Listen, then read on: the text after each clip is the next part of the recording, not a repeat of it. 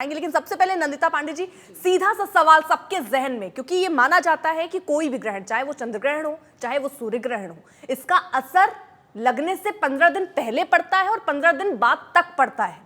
तो 15 दिन पहले ही जिस तरह के हालात इजराइल और हमास के दिख रहे हैं, क्या ये उसी का असर देखे? अगर उसी का असर है तो ये चंद्र ग्रहण क्या संकेत आगे दे रहा है? ये युद्ध कितने बड़े स्केल में आगे जाता दिख रहा है? देखिए, जब भी ग्रहण पड़ता है तो सबसे ज़्यादा इम्पॉर्टेंट होता है कि ग्रहण का रास्ता क्या है, उसका पथ क्या है, और वो जिस पथ में जाता है, जिस जिस स्थान के ऊपर से वो गुजरता है, उस स्थान पे विशेषकर वहाँ पे सबसे ज़्यादा दिक्कतें आती हैं, परेशानियाँ आती हैं, युद्ध जैसी स्थितियाँ होंगी, नेचुरल कैलामिटीज़ हो जाएंगी। अब आप इस ग्रहण को देखें, ल्यूनर एक्लिप्स जो ये हमारा खंडग्रास पड़ रहा है आज रात्रि को जो पड़ेगा, इसका पाथ आ रहा है साउथ ईस्ट एशिया से चलते हुए और वो बिल्कुल गुजर रहा है भारत के मध्य भाग में और फिर वहाँ से जाकर के मिडिल ईस्ट की तरफ को बढ़ता हुआ अफ्रीका की कॉन्टिनेंट एंड साउथ अमेरिका में जा रहा है। तो आप देखें तो पूरा का पूरा इजराइल का जो मिडिल ईस्ट का जो जोन है वो इस ग्रहण के अंतर्गत है। 15 दिन पहले से ये शुरुआत हुई तो वो इम्पैक्ट, वो जो रिपल इम्पैक्ट्स जिसे बोलते हैं, और सूर्य ग्रहण भी 15 दिन पहले था, उसमें भी अफगानिस्तान, मिडिल ईस्ट और ये सारे एरियाज जो थे वो ऑलरेडी थे उस ग्रहण में। तो वो कहते हैं ना कि डबल इम्पैक्ट, करेला वो भी नींद चढ़ा। तो इस तरह की स्थितियाँ वहाँ पे मिडिल ईस्ट में आ रही थी। इसके बारे में हम पहले भी बोल रहे थे कि ये स्थान जो है यहाँ पे थोड़ा टर्बुलेंस हो सकती है किसी ना किसी बात को लेके।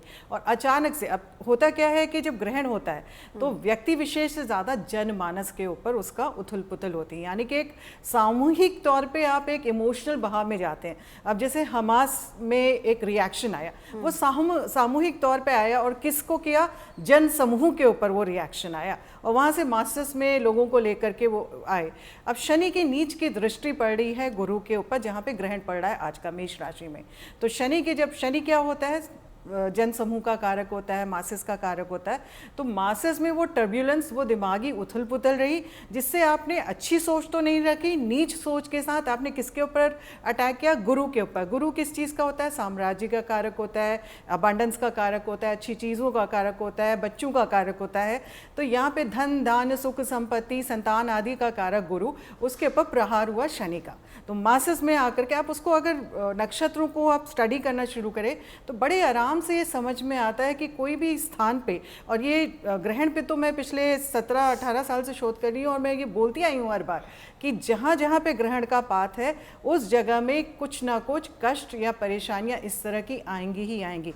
जैसे इससे पहले रशिया में भी युद्ध हुआ, तो रशिया में जब युद्ध शुरू हुआ उससे 1-1.5 साल पहले से मैं बोल रही थी कि उस टाइम पे ग्रहण आएगा और वहाँ पे रशिया से स्थित कोई दिक्कतें आएंगी। वो अलग बात है कि मेरे को ये नहीं अंदाज़ा था कि इस तरह से अटैक होगा। मुझे लगा कि शायद इंग्लैंड के साथ एक उनका वाटर डिस्प्यूट चलता है सी का, तो हो सकता है वहाँ पे कुछ कष्ट हो, बट वो आया। और अभी भी रशिया इस ग्रहण में भी कंटिन्यूटी में, चाइना, रशिया सब है। चाइना में भी एग्रेवेशन कुछ आएगी क्योंकि अश्विन नक्षत्र में ग्रहण पड़ रहा है, केतु का नक्षत्र। अच्छा, ये जो खंडग्रास चंद्र ग्रहण है, ये होता क्या है? ये खतरनाक होता है या ज्यादा खतरनाक नहीं होता? ये अलग प्रकार के चंद्र ग्रहण होते हैं, इस बार वाला खंडग्रास है। एक खंडग्रास क्या है? देखिए, खंडग्रास में क्या होता है कि पूर्ण रूप से उसको ग्रसित नहीं करता है, खंडित रूप से ग्रसित करता है। तो एक पार्शियल पेनम्ब्रल जिसे हम बोलते हैं, ल्यूनर एक्लिप्स हो जाता है। जो पूर्ण चंद्र ग्रहण अभी जैसे आएगा अप्रैल में नेक्स्ट ईयर 2024 में आएगा, पूर्ण सूर्य ग्रहण आएगा।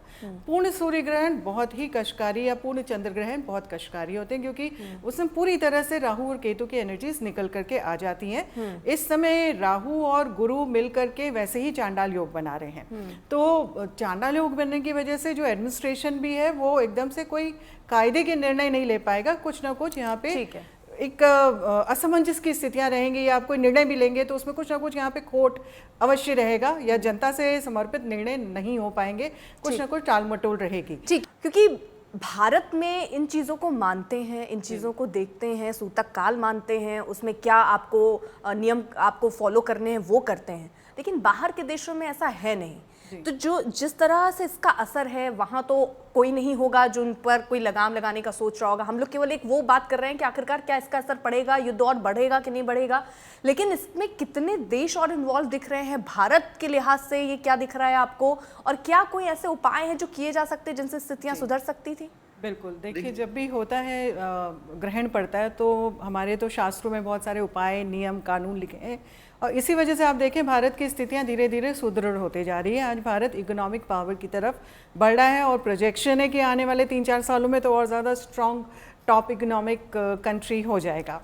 अब जो बात कर रहे थे जैसे युद्ध कितना खिंच रहा है, क्या कर रहा है, तो कुछ एक ग्रह परिवर्तन अभी हो रहे हैं, जैसे अजय भांबी जी ने अभी बोला राहु का ट्रांजिट हो रहा है, लेकिन राहु के साथ साथ शनि 4 नवंबर को डायरेक्ट हो जाएंगे और 31 दिसंबर को गुरु डायरेक्ट हो जाएंगे। जैसे ही गुरु डायरेक्ट होंगे, पहले तो जैसे ही शनि डायरेक्ट होंगे तो थोड़ा सा यहाँ जो मति भ्रष्ट लोग हुए हैं इस समय डिसीजन जो ले रहे हैं वो सारे लोगों में थोड़ी सी शांति आनी शुरू हो जाएगी, क्लैरिटी आनी शुरू हो जाएगी, वो क्लाउडेडनेस या कन्फ्यूजन जिसे बोलते हैं वो सारा हटना शुरू हो जाएगा। तो कंस्ट्रक्टिव वर्क जन समाज के लिए होना शुरू होगा।